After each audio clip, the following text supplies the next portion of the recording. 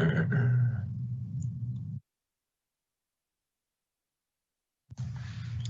broadcast of the regular meeting of the Executive Committee will now begin. Good morning and welcome to the regular scheduled meeting of the Executive Committee for December 8th, 2020. My name is Jacob Fry and I'm the chair of this committee. As we begin, I'll note for the record that this meeting has remote participation by committee members and staff as authorized under Minnesota statute section 13D.021 due to the declared local public health emergency. At this time, I'll ask the clerk to call the roll so we can verify quorum for this meeting. Councilmember Gordon. Here. Jenkins. Present. Johnson. Here. Bender. Mayor Fry. Here. Let the record reflect that we have a quorum and can therefore proceed with the business before us today. Colleagues, our agenda is before us and I'll move to adopt the agenda as presented. Is there any discussion or amendments on the agenda?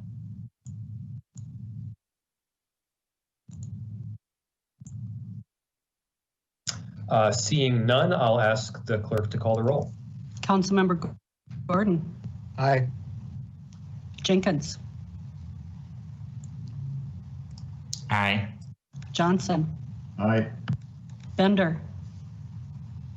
Mayor Fry. Aye. There are 4 ayes.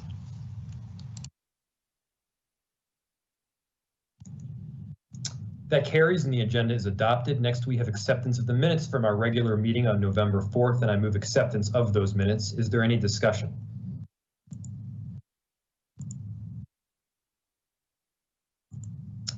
Seeing none, the clerk will call the roll. Councilmember Gordon. Aye. Jenkins. Aye. Johnson. Aye. Bender.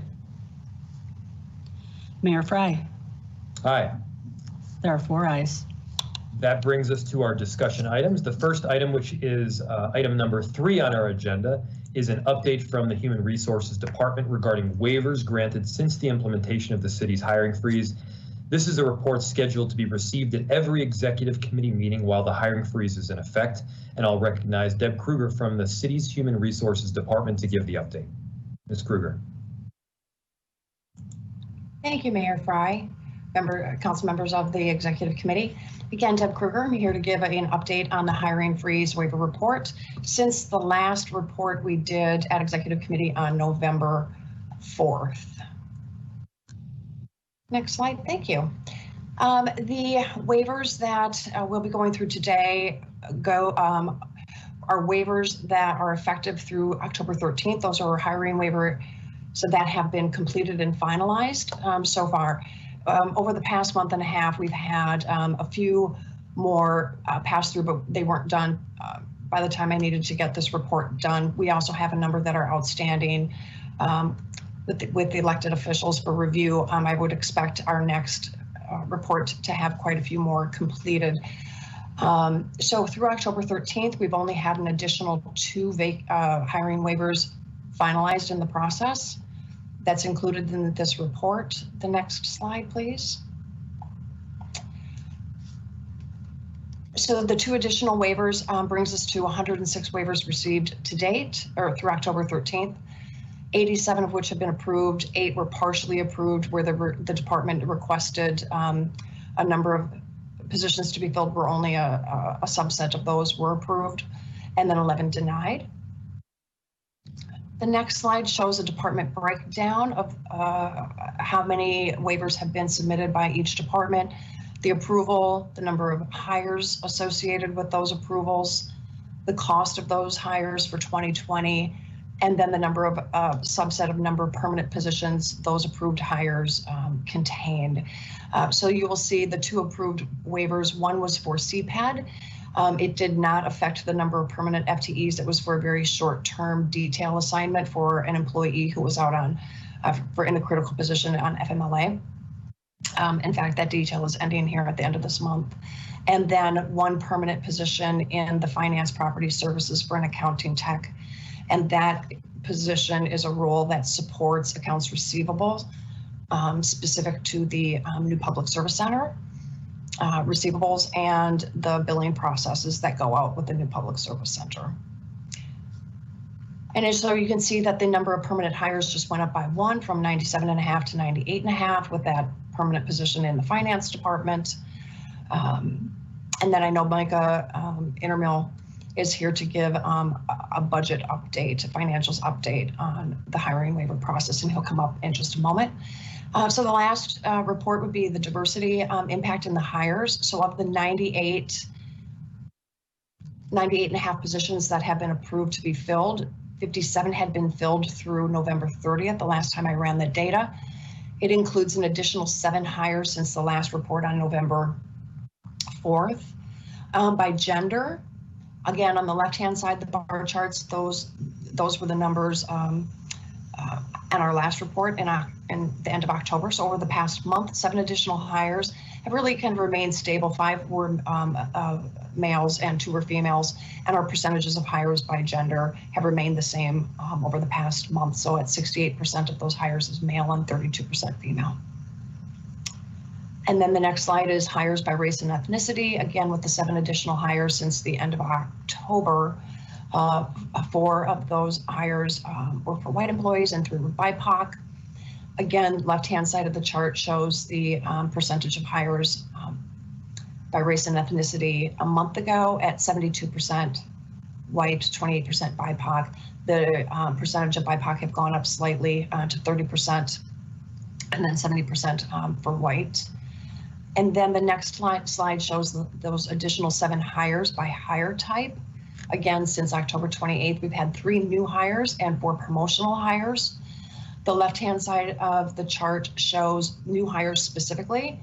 And you'll see that we had, with the additional 3 new hires, it's taken the percentage of new hires that were female, 48% of the 25 external hires, and 48% of those 25 hires were BIPOC.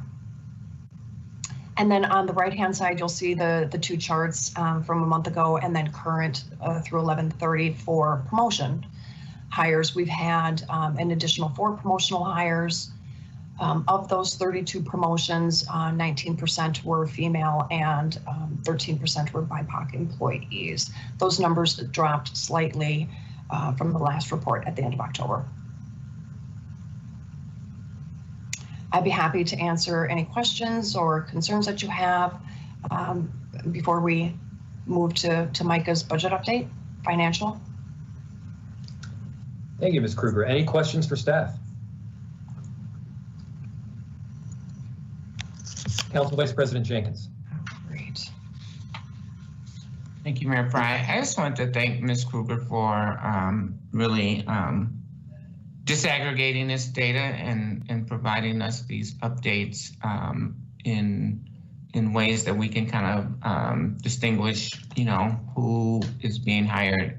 I really appreciate those efforts, and it seems like there is some equity. I mean, the numbers are low, but if we can stay at this rate, that seems like a really positive step forward. So I just wanted to say thank you for that effort. Appreciate it. Agreed. Thank you very much. Any further questions for Ms. Kruger?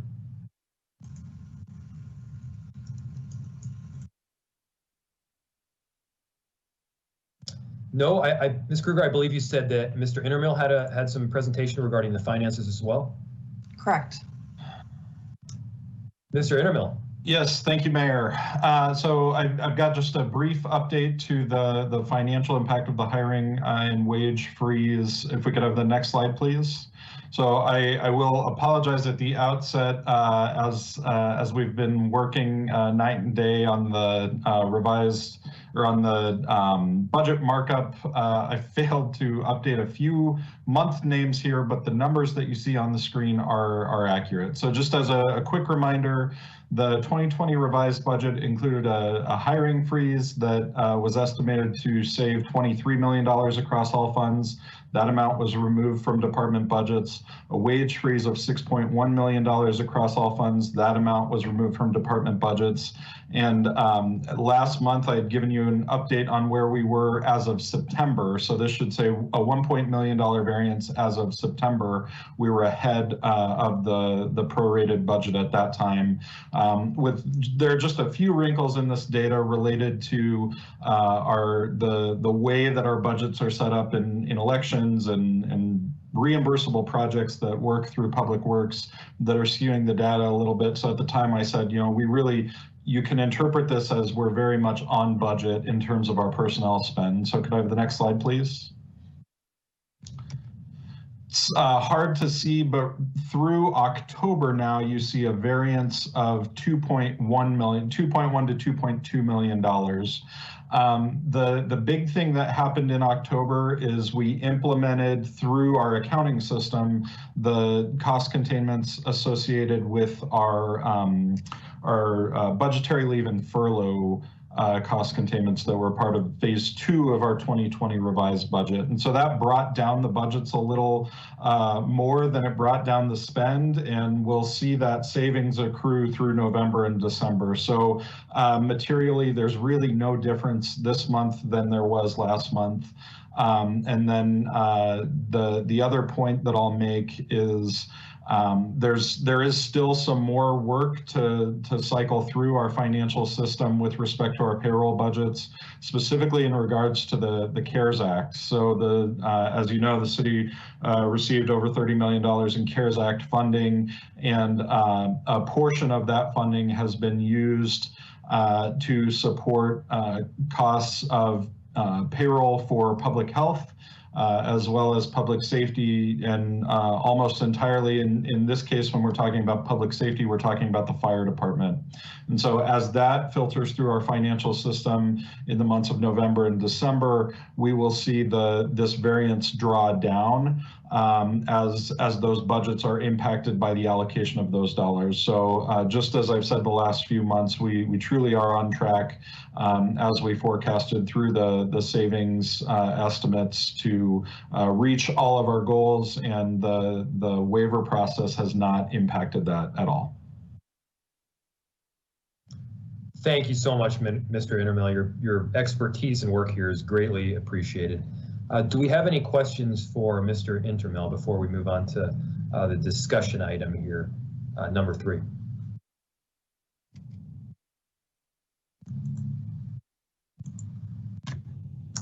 Seeing no further discussion, I'll direct the clerk to file that report. Item number 4 on our agenda is a report regarding the options for converting city holidays into floating holidays. I believe that presentation will be given by our Chief of Human Resources Officer, Patience Ferguson. Ms. Ferguson. Thank you very much, Mayor Fry and members of the committee. The purpose of this presentation today is to just give you an overview of some options that we're looking at regarding options of converting the city holidays into floating holidays. Before I get started, I've noticed there's a couple of corrections that we will work with the city clerk's office to correct. One is that under the section regarding city impact, I noticed that it says assessors, and we need to make that correction. And then when we look at one of the areas in terms of a potential consideration for a floating holiday, we need to make a correction and say that Labor Day is the first Monday in September. So we'll work to make those corrections in the RCA. So just a bit of background information on this. After, as a Human Resources Department, we are constantly looking at what we can do to identify policies and practices designed to support workforce equity and inclusion. And after the unfortunate killing of George Floyd and the subsequent civil unrest that follows, many organizations in both the private and the public sector made decisions to incorporate the Juneteenth holiday into their paid leave programs. Minnesota was the 4th state in the entire nation to officially recognize Juneteenth. Governor Walz proclaimed Friday, June 19th, 2020 as Juneteenth Freedom Day. Subsequently, our employees have contacted many of people in leadership regarding the interest in having a holiday recognized by the city of Minneapolis. In addition, we've also had many of our employees who have different backgrounds, different religious practices, et cetera, talk about the need to have a much more inclusive and a much more equitable way to celebrate various holidays within the city. And our employee resource groups have also mentioned the need to do that as well. We have some information in the civil service rules and in some of the collective bargaining agreements, which do allow employees flexibility regarding the celebration of religious holidays that are not Christian holidays. So just want to give you a little bit of background of that. What we did is we've taken that information in consideration. We also did a deeper dive within the various jurisdictions within the state of Minnesota to find out what other jurisdictions are doing. Currently, as a city, we have 11 paid holidays with no floating holiday. And so what we are proposing, based on the information that we have gathered, is to really look at exploring the possibility of establishing a floating holiday for city employees that an employee can take anytime with supervisor approval. Options could include replacing a fixed holiday with 1 or 2 floating holidays.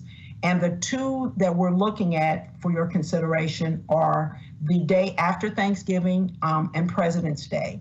There is precedent within the various jurisdictions within the state where they are also doing something similar. For example, the state, Hennepin County has made a decision to allow Christmas Eve to be considered as a floating holiday.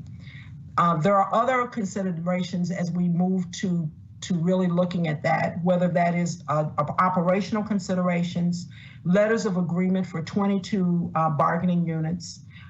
We also will need to have a council action that will require a change to the city or ordinance. One of the other things that we did as well is we did look at what the cost would be to the city with regard to adding a floating holiday over and beyond what we're currently doing. And the indirect cost of that would be approximately $300,000. So what we'd like to do again is to explore what would be some potential options of taking the existing holidays we have and considering one of those as a floating holiday. And I'm available to answer any questions that you might have.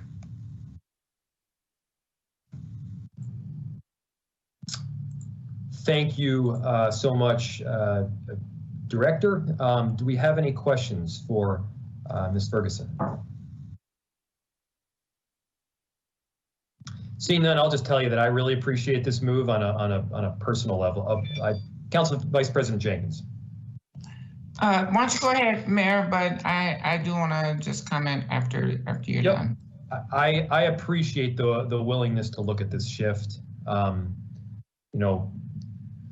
Not everyone is on the traditional Christian and or even Judeo-Christian calendar, and to allow for some additional flexibility there, I think is huge. I usually like to take Yom Kippur and Rosh Hashanah off, at least in some form, and having that flexibility, not for me, but for everyone else that is not in line with that, more, I guess, broad scale way of religion or thinking, I think is really important. So I really appreciate this move. Council Vice President. Thank you, Mayor, and thank you, Director Ferguson. Is there a recommendation on a holiday? I mean, impetus for this conversation, as you provided the context, was Juneteenth, and so I'm curious as to how we can make that connection so that our city employees can feel like this is that response. And it seems like if President's Day, if it's connected to President's Day, it that's 4 months away from Juneteenth. Like, how do people get that sort of message that, this is kind of that response, or that it's okay to take Juneteenth off? Like, I'm just not sure how we make that connection for people. Thank you, Council Vice President Jenkins and members of the Executive Committee. That will be part of what we will have to do from a messaging perspective, because there's a lot of work that has to be done in that regard. Part of that is, number one, we have to change the ordinance. Number two, we have to really communicate, and this in no way, we don't want to see the message of Juneteenth be diminished by us establishing a floating holiday. But what we'd like to do with all of this work is really figure out, number one, how are we going to communicate this? Number two, why we're doing it the way that we're doing it.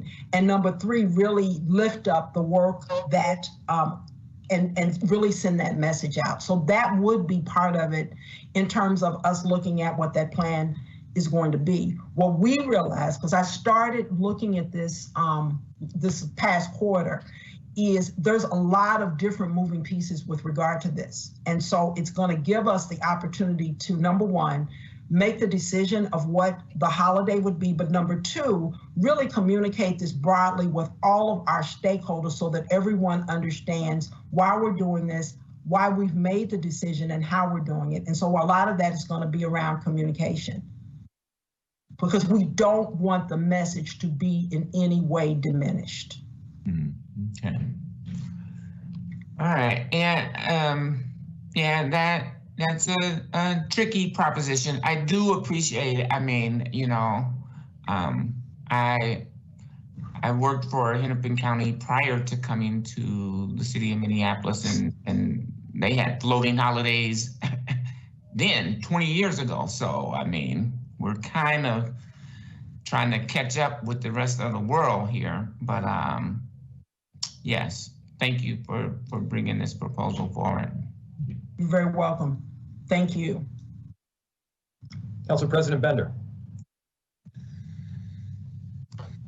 Yeah, thanks, Mr. Chair. I also just want to express my support for this direction. I think the questions about implementation are really important. Are we following through with really creating that inclusive environment that truly is supportive of folks making the choices about which holidays are most meaningful to them and their families? But I think this is absolutely going in the right direction, and really thankful for all the work our staff in HR are doing. I mean, we are, it's been a really hard year for city staff. Folks have been on furlough. We have a hiring freeze, and there's more work. There just is more work because there's a pandemic, because folks are working from home. Just people have gone through a radical shift in their workplace environments.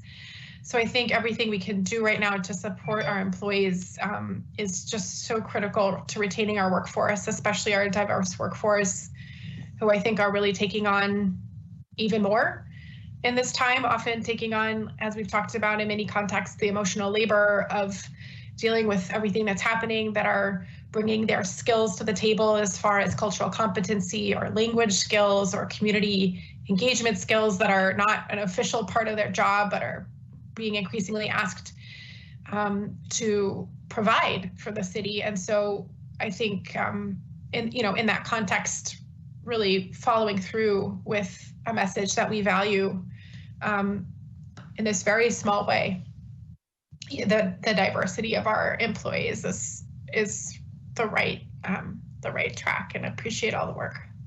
Thank you very much, Council President Bender. Council Vice President Jenkins, did you have another comment? I did, Mayor Frye. Thank you so much. And just recognizing the emotional labor that you are expending, Director Ferguson, in this process. But my question is there a, does this increase our paid holidays to 12, or does this just replace the 11 holidays and make it more flexible? Council Vice President Jenkins, members of the committee, it is not to increase the number of holidays. We're in line with what many of the jurisdictions are doing. It's allowing us to be more flexible and much more inclusive with the existing holidays that we have. Okay, thanks for that clarification. Mr. Ruff.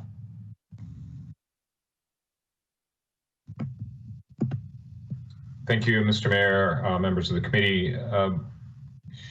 Just to follow up on Council Vice President's question, I think part of the reason for this check-in is if the executive committee felt strongly that we should be adding a holiday, you can see that, as Patience said from the comparative analysis, we are on par with other jurisdictions. There's one jurisdiction that actually has more holidays, but if you wanted us to explore that, then that was direction we were looking for today. It's just that our assumption was, given in these financial times, that we wouldn't increase those costs, but we also completely agree with Council President Bender's thoughts that these are tough times for our employees. So this is the first step. We will also be going through some kind, I shouldn't say some kind of, we will be going through a very intentional engagement process with our employees and with our labor partners on gathering feedback from them subsequent to this meeting. But if we should be taking a different direction than just looking at one or two floating holidays, your feedback would be very helpful at this point in time. Council President. Thank you, Mr. Chair. I'm curious, and maybe this is more for follow-up. I guess I'm curious about the amount of kind of effort that would go into reviewing the idea of adding a couple holidays as floating holidays versus taking a more a bigger look at the question. I think that's partly what Mr. Ruff just kind of put in front of us. I've actually been wanting to reach out as we get through the budget process here and look into next year. I think there's a lot of questions we should be asking our employees, and I know there's capacity in HR considerations to consider. There's capacity in HR to consider, but I know a lot of our employees are working on nights and weekends.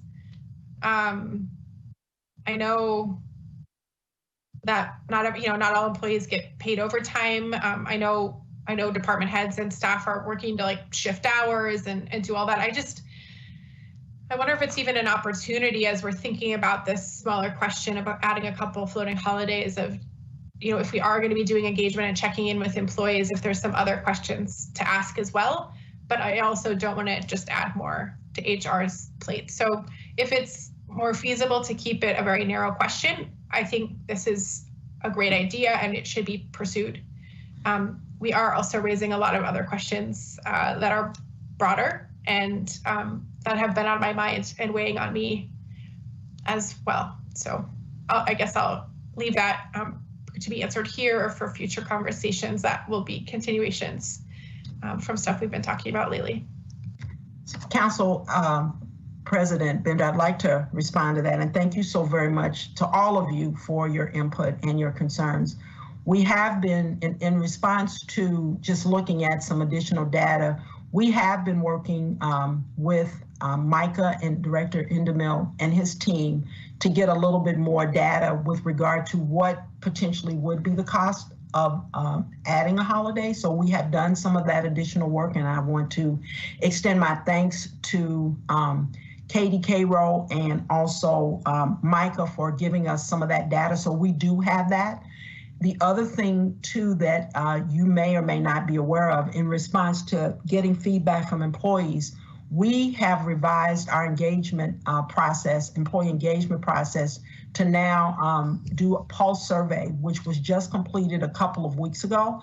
And we added a couple of questions to that engagement survey, pulse survey. We're doing it now twice a year as opposed to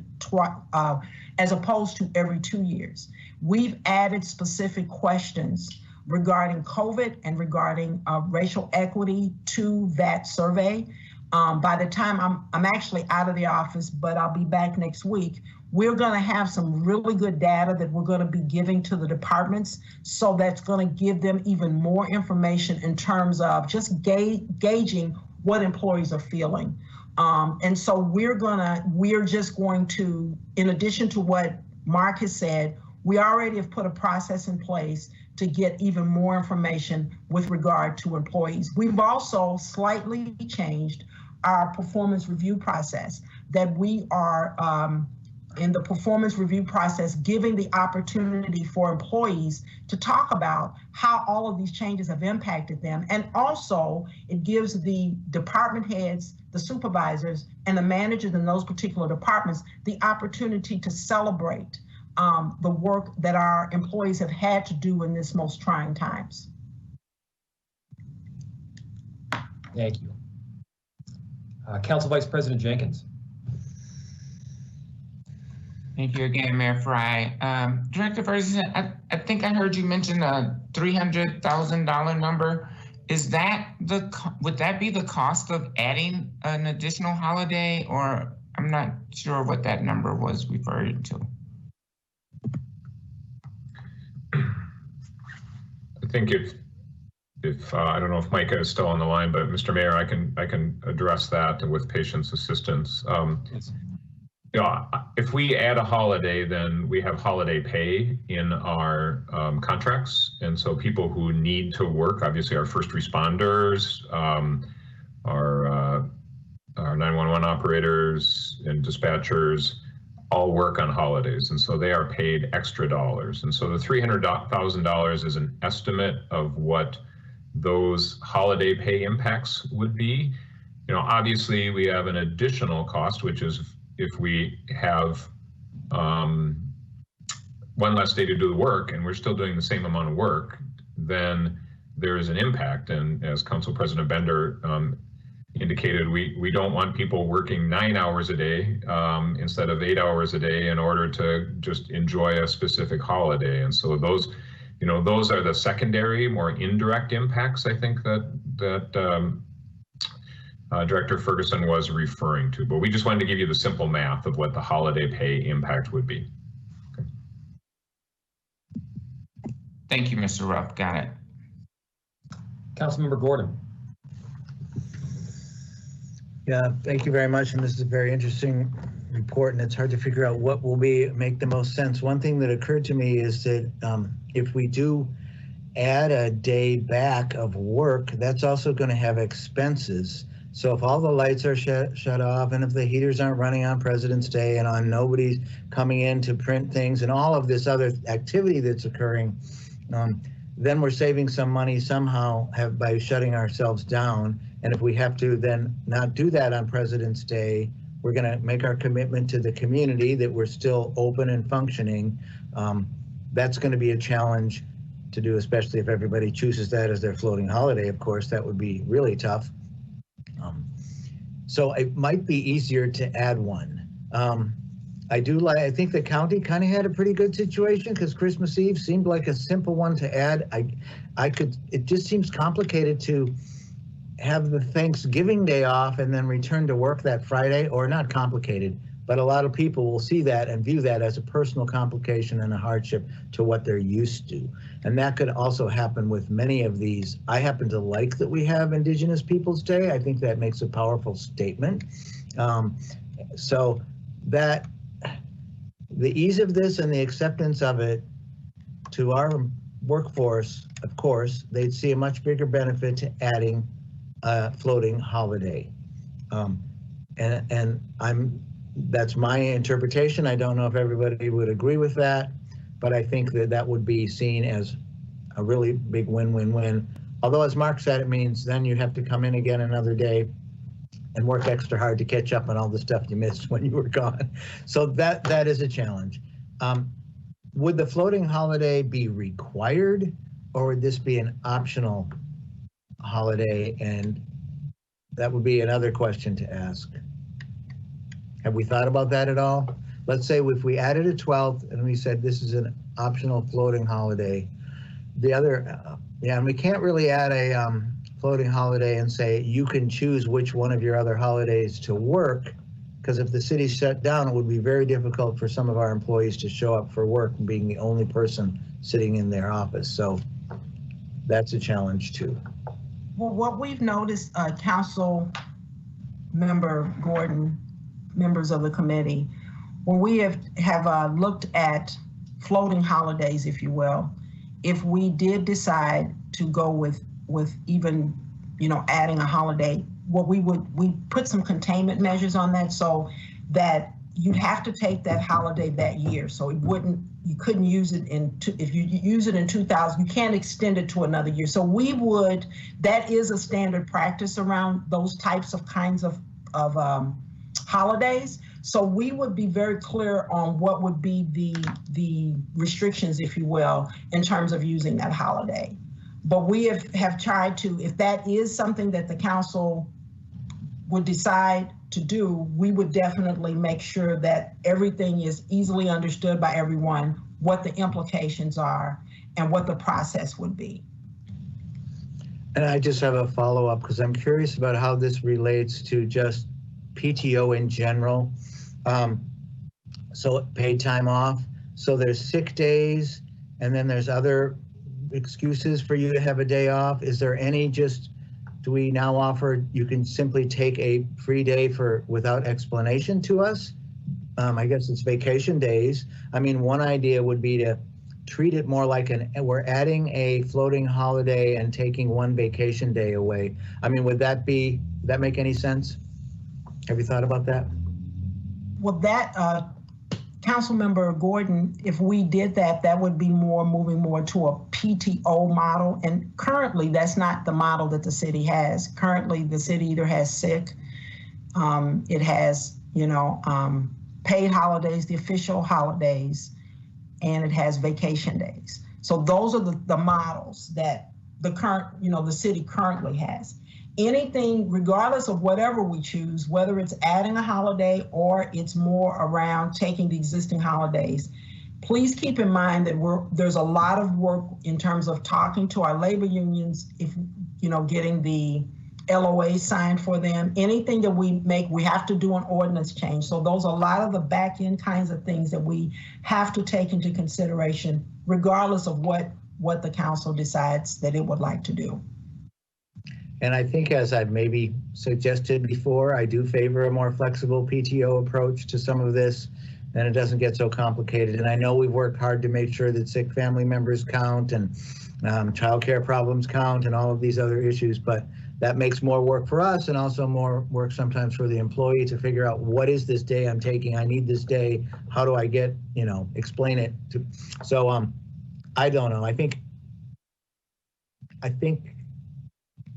keeping that in mind as we're talking about adding another holiday is just a good thing to do, and appreciate you listening and taking my feedback. Thank you very much.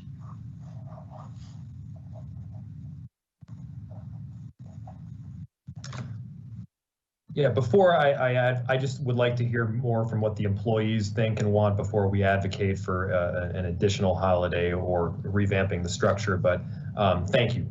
Thank you for the report, Ms. Ferguson. It's greatly appreciated.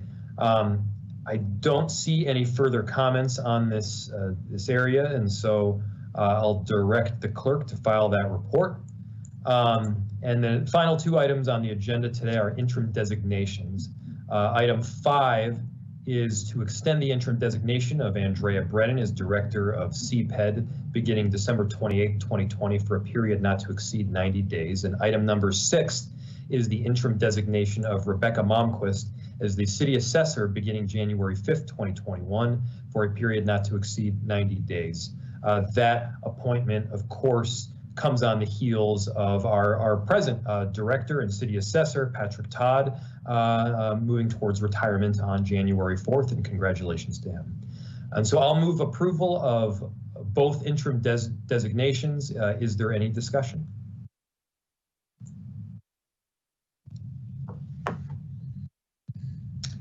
Council President Bender. Thank you, Mr. Mayor. I just want to thank both of these really amazing women leaders for stepping up into these roles. and look forward to working with both of you. I'll note that this is, I think, the second or third time we've approved Interim Director Brennan for this role. CPED is a really large, complex department. This budget is making some big structural changes in the department. So I'll just reiterate my desire to have a permanent director in this role.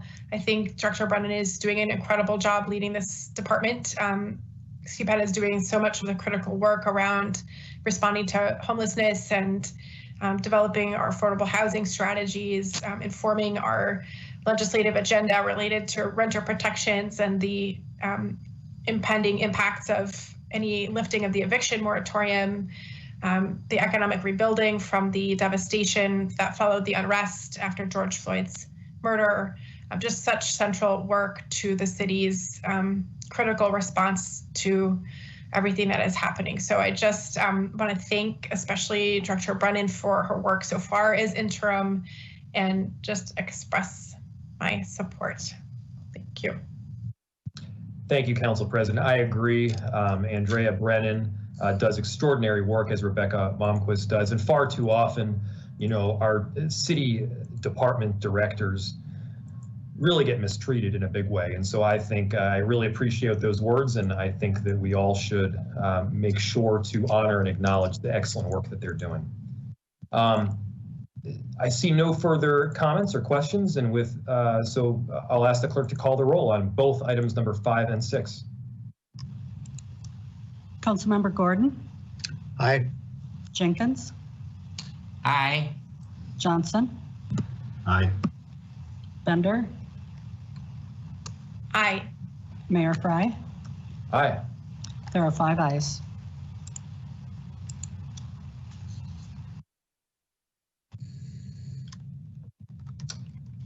That motion carries, and items number 5 and 6 are approved. And with that, we've concluded all items on our agenda today, and without objection, I will declare this meeting adjourned.